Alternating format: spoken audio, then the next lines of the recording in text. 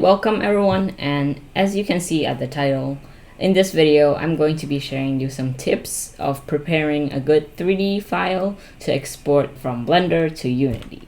So let's begin with tip number 1.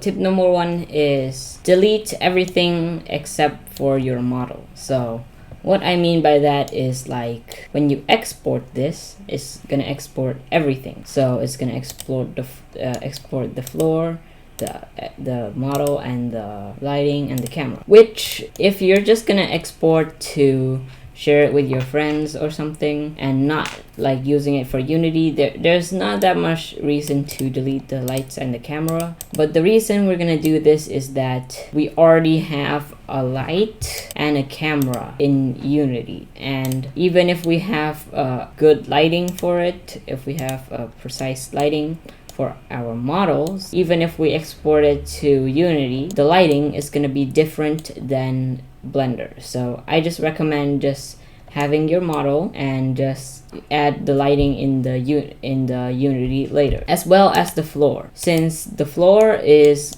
gonna be made in Unity, because unless you want to use this floor in Unity, which we don't really do. So what I recommend is just deleting everything except for your model, and then export this and then make a lighting and the floor in Unity.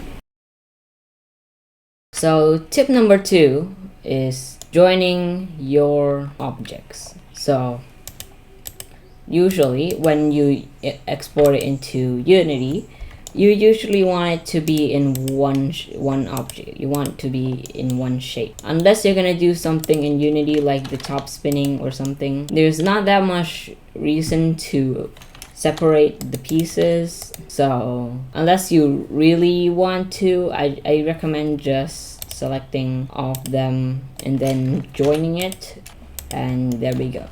Tip number 3. This one's an important one. So when you export a Blender file, right here, File, Export, there are a lot of options, and the most used ones are the wavefront OBJ right here and the FBX. That's the main one. Now there's not that much difference, but I recommend using FBX since it's more dedicated, and there you can also just use your Blender file that you saved when you save it. You can also use that file to import it into Unity. That also works, and it also has a good advantage that you can adjust your models later if you want to do some changes to your model. So that's about exporting. So tip number 4 is going to be in Unity. So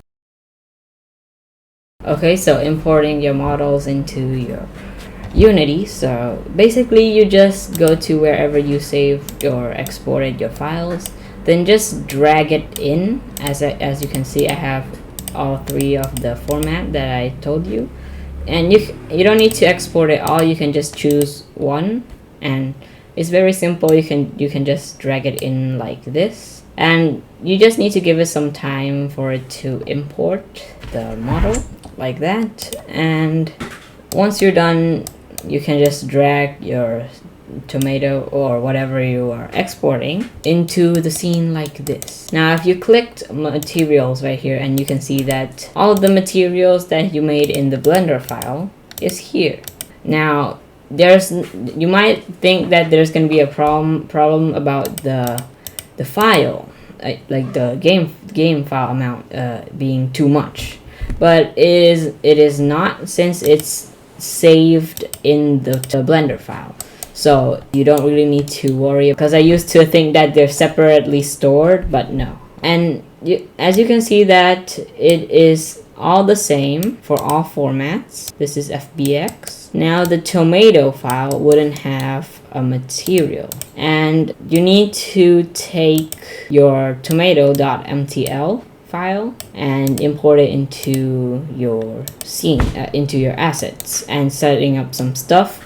But that is a topic for another video. So if you are choosing to use OBJ, maybe you should try like FBX or .blend first. So that should be it for the tips for today. And if you think I have anything I missed, you can comment down below. I would love to know. And I'll see you soon. Bye bye.